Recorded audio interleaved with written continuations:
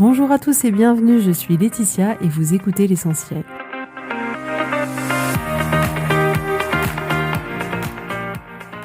L'Essentiel est le podcast de coaching où je partage avec vous les outils et les techniques pour vous permettre d'avancer et d'avoir la vie que vous voulez. Je souhaite vraiment que ce podcast vous inspire et surtout vous encourage à passer à l'action. Vous pourrez retrouver toutes les notes de l'épisode sur www.laetitiamonaca.com. Pour ne rien louper, abonnez-vous au podcast sur la plateforme d'écoute que vous utilisez pour être tenu informé des nouveaux épisodes. Et pour finir, si vous avez aimé ce podcast ou tout simplement que vous pensez qu'il peut aider d'autres personnes, parlez-en autour de vous, ce serait super chouette. Et laissez-moi 5 étoiles et un petit mot sympa, ça m'aidera énormément à le faire découvrir et ça fait toujours plaisir. Voilà, je vous souhaite à tous une bonne écoute.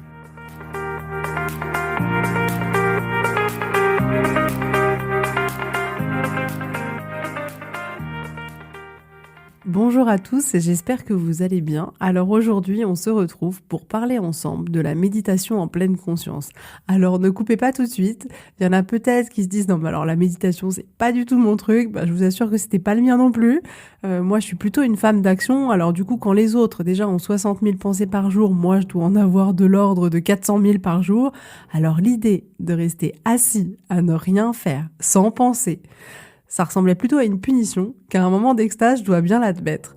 Et surtout, à une perte de temps, ce que je n'aimais pas du tout. Donc mes premières fois ont également été un peu pénibles, un peu longues, voire même un peu stressantes. Alors comment j'ai commencé à me mettre à la méditation ? Eh bien, j'ai lu un livre il y a 10 ans. Le livre s'appelle « Au cœur de la tourmente, la pleine conscience ». Bon, je sais, c'est un peu les livres de bouquins qui font flipper, mais hyper intéressant. Et en fait, ça a été écrit par l'expert sur la méditation en pleine conscience, qui est le célèbre professeur Jon Kabat-Zinn.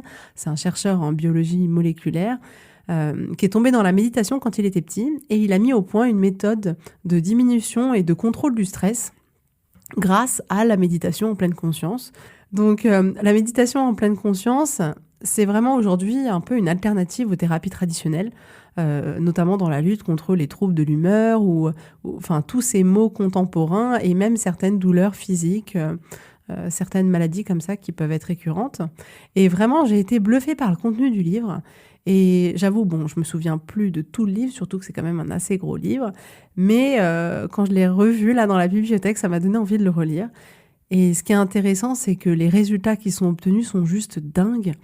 Et j'ai beaucoup aimé lire le livre parce qu'il est bâti du coup sur 10 années d'expérience clinique avec du coup plein de cas concrets. Donc c'est pas juste de la théorie, il y a beaucoup d'expériences de voir dans tel ou tel cas ce qui s'est passé, ce qu'on a pu constater médicalement parlant. Donc c'était vraiment sympa. Alors c'est quoi la méditation en pleine conscience ? La méditation en pleine conscience, ça consiste à être présent à l'expérience du moment présent qu'on est en train de vivre. Donc c'est juste méditer en étant là et pas en ayant le corps ici mais la tête ailleurs. Ce que je trouve dommage, c'est que quand on parle de méditation, ça sonne jamais très sexy et pourtant, vraiment, les effets sont géniaux. Et du coup, si seulement on pouvait vraiment ressentir les effets de la méditation, si je pouvais vous les retranscrire par écrit, ce serait top, mais je ne peux pas. Donc voilà, je sais qu'à première vue, peut-être c'est quelque chose qui vous tente pas ou qui vous paraît très ennuyeux ou qui semble être un peu quelque chose à la mode, mais vraiment, il y a des bienfaits insoupçonnés et assez importants qu'on peut avoir quand on se met à pratiquer la méditation. Donc aujourd'hui, je vais vous proposer de méditer en pleine conscience et plus largement de vivre votre vie en pleine conscience. C'est-à-dire vivre en prise constante avec l'instant présent, d'embrasser la vie sans retenue, avec sérénité, pour mieux vivre avec vous-même, avec les autres, et finalement être moins vulnérable aux aléas de la vie. C'est vrai que moi, de par mon expérience personnelle, je trouve que la méditation permet un rééquilibrage d'une certaine manière, et c'est vrai que quand il se passe quelque chose à l'extérieur de nous dans notre vie, on le ressent de manière complètement différente que quand on médite pas. C'est-à-dire qu'on arrive vraiment à être effectivement moins vulnérable à tout ce qui peut nous arriver autour de nous. Donc pour résumer, la méditation en pleine conscience, ça consiste à focaliser pleinement son attention sur le moment présent et à analyser les sensations ressenties en se servant bien souvent de l'observation de sa respiration. Et c'est vrai qu'en France, aujourd'hui, il y a beaucoup de médecins qui l'ont adopté, comme notamment le célèbre psychiatre Christophe André, et qui forme depuis 10 ans d'ailleurs des soignantes dans l'hôpital Sainte-Anne. Et on voit effectivement que petit à petit, ça rentre de plus en plus dans notre quotidien, dans notre société, dans notre manière de vivre. Et à ceux qui pourraient encore douter des effets concrets de la méditation, eh bien, sachez qu'elle peut désormais être mesurée scientifiquement et en fait, on peut observer via une IRM ce qui se passe dans notre cerveau. Donc, on peut voir très précisément les changements dans les zones qui gèrent la douleur, le stress. Et moi, je trouve ça juste génial. C'est-à-dire qu'en fait, on oublie que c'est notre corps, que c'est notre vie, notre cerveau. Et parfois, on pense même pas avoir du pouvoir sur soi. C'est-à-dire qu'on a l'impression que le stress, on le subit, que certaines maladies, des migraines, des choses qui peuvent nous arriver comme ça, on les subit. Et en fait, on a un pouvoir à l'intérieur de nous de pouvoir le changer. Et la méditation nous donne un peu accès à ces changements-là qui peuvent s'opérer à l'intérieur de nous. Alors pourquoi méditer? Pourquoi la méditation? Parce que ça diminue le stress et l'anxiété. Et il y a de nombreuses études qui ont démontré que la méditation, ça permet d'augmenter votre concentration, l'altruisme, votre équilibre émotionnel. Du coup, effectivement, comme je disais, vous aurez moins de stress, moins d'angoisse, beaucoup plus de bien-être, de sérénité, de joie. Et aussi, ça booste votre système immunitaire qui sera au top. Et c'est vrai qu'en découle vraiment une meilleure santé. On constate aussi des améliorations dans l'acceptation des émotions négatives, donc on en a déjà parlé dans ce podcast.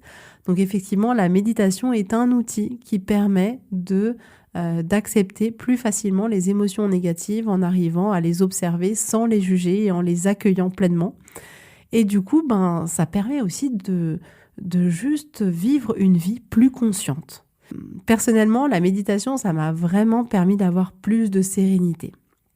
Un peu comme si tout mon corps et mon esprit relâchaient toute la tension. Et j'ai senti vraiment que j'étais beaucoup plus calme. Et c'est comme si j'étais plus connectée aussi avec ma vie, que je regardais la vie, les gens que j'aimais autour de moi d'un œil vraiment nouveau. Et c'est vrai que c'est pas très évident d'expliquer le ressenti qu'on peut avoir. Donc je vous encourage vraiment à essayer et à voir par vous-même. Quand on commence à méditer, on voit aussi la différence après, les jours où on médite et les jours où on médite pas. Et on sent qu'effectivement, la méditation nous apporte une certaine sérénité, un certain calme intérieur. Du coup, quand j'entends mes enfants après hurler parce qu'il y en a un qui a piqué le Playmobil de l'autre, je le vis pas du tout de la même manière, je dois bien le reconnaître. Donc, je vous propose pas de méditer juste parce que c'est à la mode, parce que tout le monde le fait, etc. Mais bien parce que ça va vous apporter énormément. Donc avant de commencer, je voulais vous dire plusieurs choses. Comme je vous l'ai dit, la méditation, ça permet de développer cette pleine conscience. Donc on se libère du flot de pensée pour se concentrer sur le moment présent. Donc vous allez concentrer toute votre attention sur votre respiration ou sur les sensations physiques dans votre corps pendant une période plus ou moins longue. Ce qui se passe quand on va commencer à prêter attention à son esprit, à son cerveau, à ce qui se passe à l'intérieur, c'est qu'on va observer qu'on a une quantité dingue de pensées qui se déroulent en toile de fond dans notre cerveau dont on n'a pas forcément conscience et on va se rendre compte à quel point ça nous demande une énergie mais énorme. Donc évidemment que lorsqu'on commence la méditation, l'état d'esprit, l'attitude avec laquelle on va entreprendre cette pratique sera crucial, bien évidemment. C'est un peu comme le terreau que vous allez utiliser pour cultiver vos plantes. Si vous avez un bon terreau, vous aurez des plantes qui vont bien grandir, qui seront bien belles, bien fortes, alors que si votre terreau n'est pas de bonne qualité, ça nourrira pas votre plante. Et d'une certaine manière, pour pouvoir commencer cette méditation-là, il faut en avoir envie, il faut être ouvert à l'expérience et il faut du coup se lancer avec un état d'esprit et une attitude qui permettent finalement de pratiquer cette méditation de manière bénéfique pour vous. Donc la méditation en pleine conscience, c'est un processus d'apprentissage. Et le but, c'est pas d'essayer de contrôler les choses, mais bien l'opposé, à savoir être attentif et de voir les choses telles qu'elles sont. Et donc, ça ne nous demande pas du tout de changer quoi que ce soit. On est juste là comme un observateur, comme quand je vous demande dans beaucoup d'exercices d'être d'abord l'observateur de vous-même. La méditation, c'est également ça. C'est savoir s'observer sans vouloir changer quoi que ce soit. Nos pensées, elles prennent le dessus particulièrement dans le cas où on a des émotions négatives. À ce moment-là, on est un peu en boucle, il y a beaucoup de choses dans notre cerveau, le cerveau chauffe et concrètement, ça nous voile la conscience du moment présent. C'est-à-dire que ces pensées prennent tellement de place qu'on n'est plus présent à notre vie là tout de suite. On est juste en train de vivre une vie mentale d'une certaine manière. Et l'idée, c'est de tester au moins 15 jours pour commencer et pour voir le changement sur vos émotions. Si vous méditez 2 jours, il est fort probable que vous ne voyez pas instantanément les modifications que ça pourra avoir sur vos émotions, sur votre vie, à l'intérieur de vous. Donc, je vous propose de le faire au moins 15 jours. Et pour le reste, faites comme vous voulez. C'est-à-dire que libre à vous de méditer debout, assis ou en mode Bouddha. Enfin, soyez libre de faire exactement comme il vous plaît, de le faire 5 minutes, 10 minutes, 15 minutes, peu importe. Faites comme vous le voulez et comme vous le sentez. Si vous voulez méditer dans votre salon, dans votre chambre, dans vos toilettes, dans votre cuisine, peu importe. Il est évident qu'on aimerait tous méditer dehors, en pleine nature, devant un lever du soleil. Mais bon, ça, c'est réservé à Instagram, malheureusement. Mais dans la vraie vie, c'est pas toujours le cas. Si vous avez la chance de pouvoir méditer comme ça, allez-y, pensez à moi. J'espère que vous passerez un très bon moment.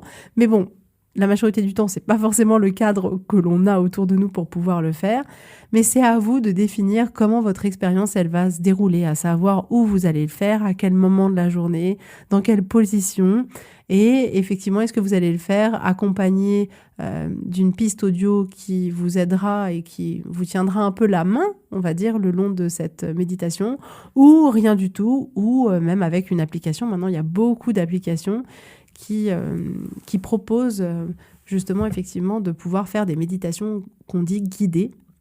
Donc je sais que mon mari le fait avec une application qui s'appelle Headspace, je crois. Et écoutez, ça a l'air de beaucoup lui plaire, donc je pense que c'est plutôt pas mal. Je crois qu'elle est en anglais, mais je me demande si elle n'est pas passée en français. Donc c'est vrai que c'est plutôt pas mal. Et du coup, ne vous arrêtez pas au bout d'une journée. Vraiment testez pendant une période significative pour voir si ça vous correspond et ajustez votre pratique en fonction du ressenti que vous allez avoir. Peut-être que vous allez finalement adorer méditer, je sais pas moi, le midi ou à 4 heures du matin, enfin bon, peu importe. Donc perso, moi je sais que j'aime méditer le matin, je le fais dans le cadre, on va dire, du Miracle Morning. J'en parlerai certainement dans un autre épisode, c'est-à-dire que je me lève plus tôt le matin et j'ai un moment pour moi où je fais des choses pour moi, et notamment de la méditation. Et c'est vrai que donc, je peux pas le faire tout de suite dès que je me réveille parce que sinon je vais m'endormir. Mais voilà, une fois que je me suis préparée, je le fais. Et vraiment, ça permet de commencer la journée dans une énergie complètement différente et beaucoup plus apaisée. Et parfois, de temps en temps, il y a des périodes, je ne sais pas pourquoi, j'ai aussi envie de le faire le soir, mais là j'en fais une qui est complètement différente et un peu plus longue. Bon, là il faut faire attention aussi de ne pas retomber dans les bras de Morphée.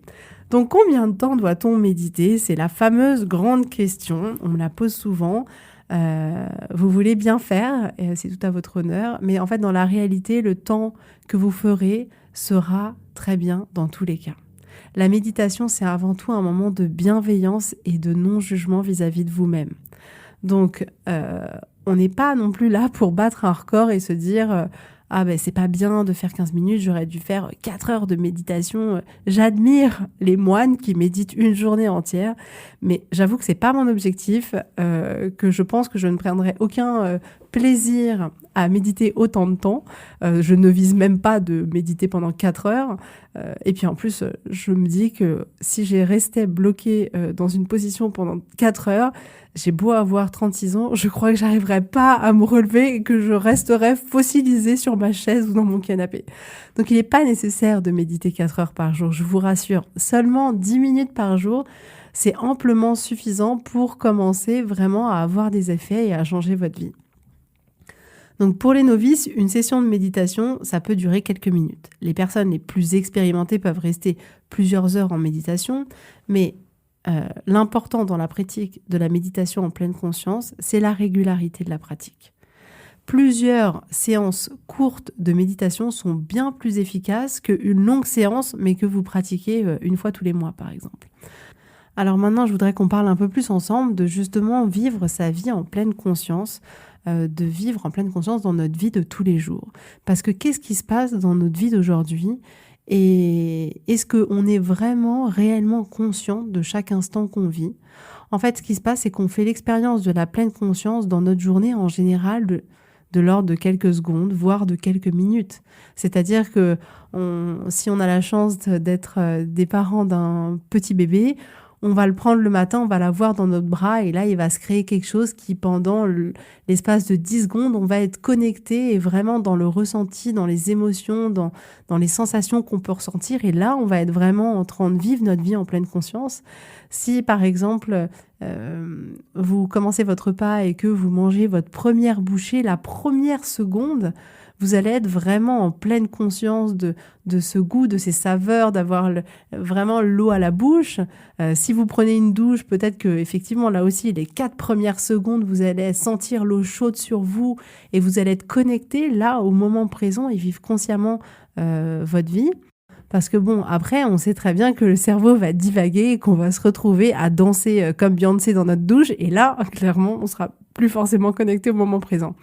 Donc, si vous commencez à observer ce qui se passe dans votre esprit tout au long de la journée, vous observez probablement que vous passez un temps et une énergie énorme à vous raccrocher aux souvenirs et aux regrets du passé, ou bien à dépenser encore plus d'énergie à anticiper, planifier, tout ça, votre futur. Donc cette agitation intérieure, elle risque de nous faire passer à côté d'une grande partie de la texture de notre expérience humaine, du plaisir de vivre en fait. J'avais fait un épisode à ce sujet qui s'appelle, je crois, Vivre enfin. Je vous invite à le réécouter si vous voulez aller un peu plus loin sur ce sujet-là. Mais c'est vrai que combien de fois on constate qu'on est en train de conduire en mode pilote automatique ? Mais vraiment, comme beaucoup de choses qu'on fait dans notre vie d'ailleurs. C'est-à-dire que notre esprit, il a divagué en voyant une vache ou une voiture devant nous, ou alors parce qu'on est en retard, ou qu'on a un enfant qui crie derrière dans la voiture, et du coup, eux, ça semble les faire rire, mais nous, pas du tout. Et en fait, notre conscience, elle est comme embarquée d'un seul coup dans un autre avion, et on est littéralement perdu dans le ciel, dans un nuage de pensée. Et c'est vrai qu'il y a des fois, notre cerveau, bim, à un moment donné, il déconnecte. On n'est plus là, dans le moment présent, on est ailleurs. Et nos pensées, elles sont facilement embarquées ailleurs. Donc, ça nécessite vraiment un réel effort pour nous que de se recentrer sur le moment. Parce que le mental, il vagabonde d'une pensée à une autre et c'est son système de fonctionnement.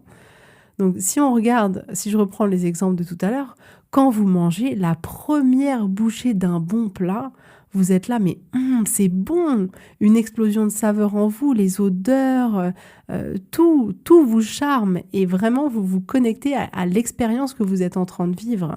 Et finalement, passer la première bouchée, bim, le mode pilote automatique, souvent, il est activé et on arrive à la fin du plat, voire même à la fin du repas, en se disant « Ah ouais, c'est vrai, j'ai déjà mangé, je sais plus trop ce que j'ai mangé, mais c'était bon, c'était plutôt pas mal. » Donc, on voit bien qu'on a vraiment une tendance à se déconnecter assez facilement en étant pris par autre chose. La méditation n'est pas naturellement la première chose vers laquelle on se tourne, parce qu'on ne se rend pas compte, mais souvent, on évite d'être seul. On s'intéresse plus aux autres pour pas s'intéresser à soi.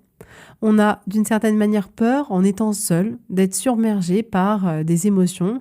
Alors on préfère regarder son téléphone, penser peut-être à un problème du travail, aux courses qu'on doit faire, ou on préfère regarder un film.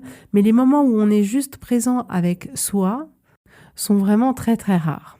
Donc être dans l'instant présent, c'est pas naturel pour l'être humain. Le cortex préfrontal ne cesse d'organiser les choses, de planifier. Et c'est pour ça vraiment que je veux vous offrir l'opportunité de commencer la méditation, parce que c'est une expérience qui change littéralement votre vie, qui change la perception du réel. On voit la vie, les choses, nos relations d'une autre manière. On s'ouvre à son intuition. On ressent notre vie. Vraiment, on a l'impression de vivre, clairement, juste ça, on a l'impression de vivre. Donc la méditation, ça va vraiment vous accompagner à vivre une vie plus consciente et ça va vous aider à observer vos émotions, à les accueillir plus facilement, à voir ce qu'elles font en nous et on sait que le fait d'observer les choses les désactive, Donc voilà, la méditation va nous permettre de désactiver beaucoup de choses. Alors, pour développer une vie plus consciente, je vous propose donc dans un premier temps de développer la méditation, bien entendu, en toute bienveillance. Il s'agit vraiment d'être le témoin de votre expérience, c'est-à-dire conscient des pensées que vous avez, sans les juger. On a trop l'habitude de catégoriser, de juger nos expériences bonnes ou mauvaises, sans même se rendre compte que notre jugement ne repose sur rien d'objectif finalement. Donc méditez, observez les pensées que vous avez et ramenez votre esprit sur le moment présent, sur votre respiration. Donc la méditation est l'une des premières choses que l'on peut développer pour être plus conscient de sa vie, pour vivre sa vie en pleine conscience. La deuxième chose qu'on peut faire, c'est développer la patience. La patience vis-à-vis de son esprit, de son corps. La pratique de la patience, ça nous rappelle que on n'a pas besoin de remplir les moments avec des activités et davantage de pensées pour que notre vie soit plus riche. En fait, la patience, elle nous aide à nous rappeler que tout le contraire est vrai. C'est-à-dire qu'il n'y a pas besoin de passer 4 heures sur Instagram pour rendre sa vie plus riche. Elle est déjà tellement riche comme elle est déjà aujourd'hui.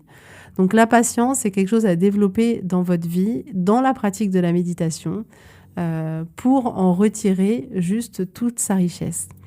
Développer aussi l'esprit du débutant, c'est-à-dire qu'on a des croyances, on a l'habitude de voir les choses d'une certaine manière. Et on voit les gens d'une certaine manière, mais en réalité, on ne voit pas les choses telles qu'elles sont réellement. C'est-à-dire que pour pouvoir voir la richesse du moment présent, il faut cultiver ce qu'on appelle l'esprit du débutant. C'est-à-dire que la prochaine fois que vous voyez quelque chose qui vous est familier, que vous avez l'habitude de voir, demandez-vous si vous voyez cette chose ou cette personne avec des yeux neufs, telle qu'elle est réellement, ou si simplement c'est le reflet de vos propres pensées à son sujet. Donc essayez avec vos enfants, avec votre mari, avec vos amis, avec vos parents, avec toutes les personnes, avec votre boss, avec les personnes qui gravitent un peu autour de vous, et essayez de redécouvrir ces personnes comme si vous les voyiez pour la première fois. Donc cultivez l'esprit du débutant, vous verrez que vous verrez plus du tout votre vie pareil, c'est un peu comme si vous changiez de lunettes avec des lunettes neuves et que vous allez désormais pouvoir voir les choses plus réellement et pas avec le filtre de vos pensées. La quatrième chose, c'est développer une confiance en vous et en votre intuition. Apprenez vraiment à écouter votre cœur, à écouter vos sentiments. Ça vous permettra de devenir plus pleinement vous-même et c'est d'ailleurs la première raison de la pratique de la méditation, c'est d'être pleinement soi. Donc prenez la responsabilité d'être vous-même et d'apprendre à écouter votre être profond. Plus vous allez cultiver cette confiance en vous-même, plus facilement vous pourrez faire confiance aux autres et voir aussi leur bonté fondamentale. Autre point, développer l'acceptation. Il s'agit de voir les choses comme elles sont réellement dans le moment présent. Si par exemple vous avez une migraine, acceptez le fait que vous avez une migraine. Si vous êtes en surpoids, acceptez votre corps comme il est. L'acceptation ici veut dire que vous êtes arrivé à vouloir voir les choses telles qu'elles sont et c'est cette attitude qui va créer en vous les conditions nécessaires pour pouvoir agir de façon appropriée dans votre vie et de pouvoir finalement entamer les actions nécessaires à votre changement. Donc je vous propose comme exercice, commencez par définir un moment pendant la journée qui sera consacré à la méditation. Installez-vous où vous voulez, choisissez juste un endroit calme pour pas être distrait, pour pas être dérangé, pour focaliser votre attention sur votre respiration, sur les sensations que vous percevez dans votre corps. Installez-vous confortablement, allongé, sur le dos ou assis, comme vous voulez. Si vous êtes assis, gardez le dos droit, redressez-vous, laissez retomber vos épaules. Fermez les yeux si vous en avez envie. Dirigez votre attention vers le ventre, sentez-le se soulever ou se gonfler doucement à l'inspiration et retomber à l'expiration. Et mettez toute votre attention sur votre respiration. Si vous constatez que vous avez des pensées de l'ordre de « c'est chiant, c'est une perte de temps » ou que vous pensez que vous devez faire votre course après ou que vous pensez à votre boss, constatez simplement que c'est une pensée qui est créée par votre esprit. Constatez que votre cerveau vous a emmené ailleurs et retournez avec toute la bienveillance du monde au moment présent et à votre respiration. Commencez même par 5 minutes tous les jours, si vous voulez. Si vous n'êtes pas prêt à faire plus longtemps parce que vous estimez que ce sera peut-être trop difficile pour vous pour le moment, commencez même par 5 minutes. Et faites-le, par contre, essayez vraiment de jouer le jeu et de le faire pendant au moins 15 jours pour que vous puissiez constater les effets sur vous. Autre exercice pour vivre plus consciemment. Exercez-vous à être pleinement conscient de ce que vous êtes en train de faire.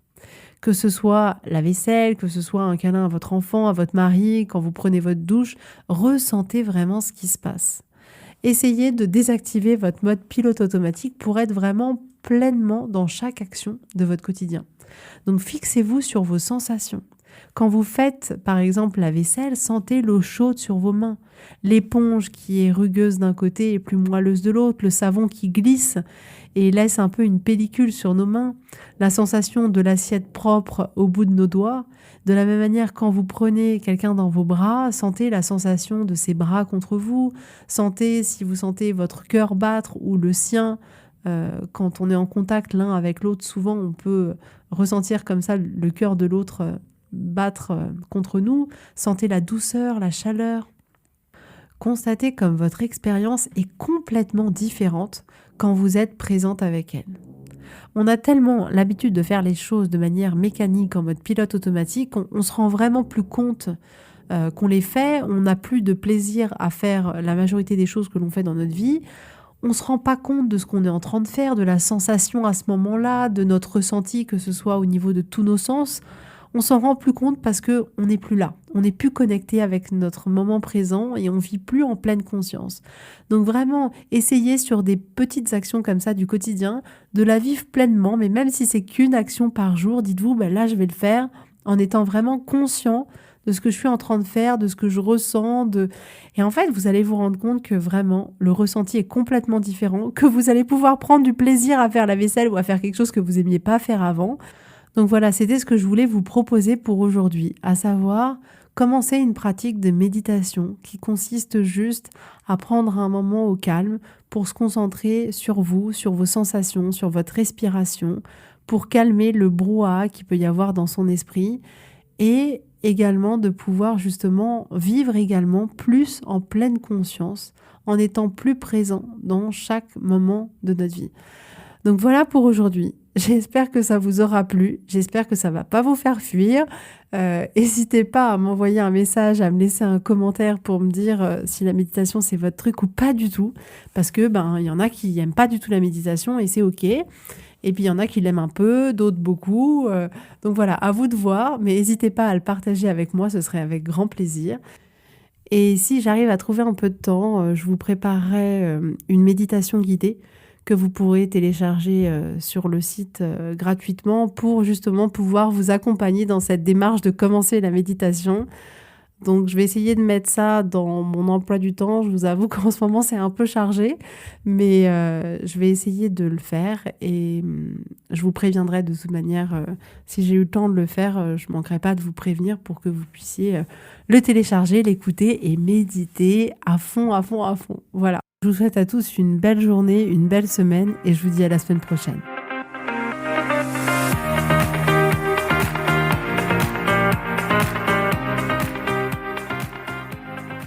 Merci à tous d'avoir écouté l'essentiel. Si vous avez aimé ce podcast, prenez quelques secondes pour me laisser un avis. Ça m'aidera énormément et pour plus d'informations, rendez-vous sur www.laetitiamonaca.com.